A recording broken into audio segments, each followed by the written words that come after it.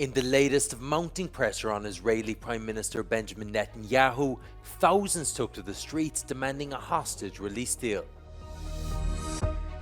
A new centre-right government was announced in France as left-wing demonstrators took to the streets protesting the government they say rejects voters' will. Romania and Italy have begun clean-up after extreme weather, but in Hungary, flooding is only just reaching its peak. Firefighters killed battling blazes devastating parts of Portugal were buried in a ceremony attended by around 1,000 people.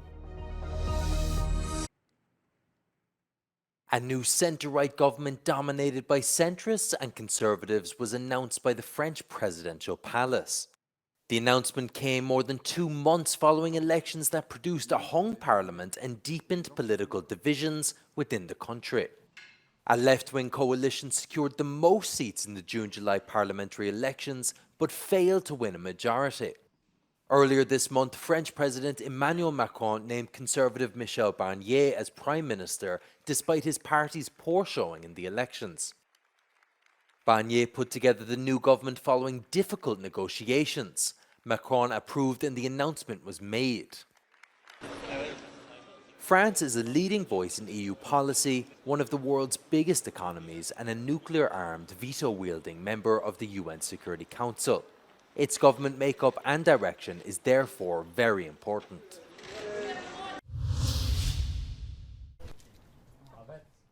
Thousands of homes were washed away by flooding in the Romanian county of Galati, leaving thousands displaced. Romanian towns, roads and bridges have been devastated by the recent extreme weather and accompanying loss of life. While the water has receded, houses full of mud have been left behind. Homes, goods and furniture were destroyed. In Italy, the cleanup began in Emilia-Romagna. Volunteers came to help those heavily affected by the weather. The extent of the damage is still being evaluated, but on Friday, Italian Premier Giorgia Meloni's government approved an initial allocation of €20 million in aid. Flooding was expected to reach its pinnacle in Hungary as the Danube River reached peak level.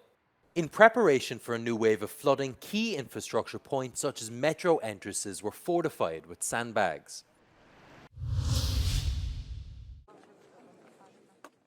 Around 1,000 people attended the funeral of 3 firefighters killed in the recent Portuguese wildfires. Both the Portuguese president and prime minister were present at the ceremony held in a square in the municipality of Tabua. The 3 firefighters were killed battling a forest fire in the district of Coimbra. Devastating wildfires have gripped Portugal, with its government calling for a day of mourning for its victims on Friday. Fires caused at least 5 deaths and dozens of injuries across affected regions. The total size of the burned area is still being assessed. Experts link the fires to both climate change and the abandonment of traditional farming and forestry professions that helped keep rural areas clear of underbrush that is now fuel for fires.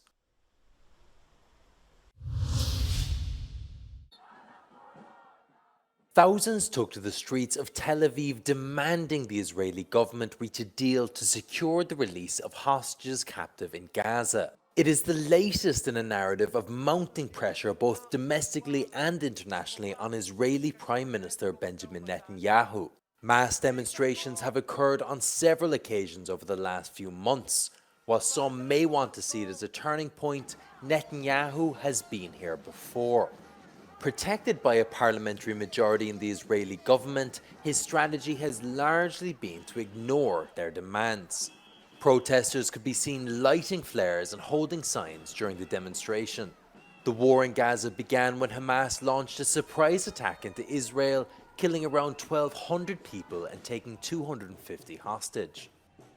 Around 100 people are still held captive, a third of whom are believed to be dead.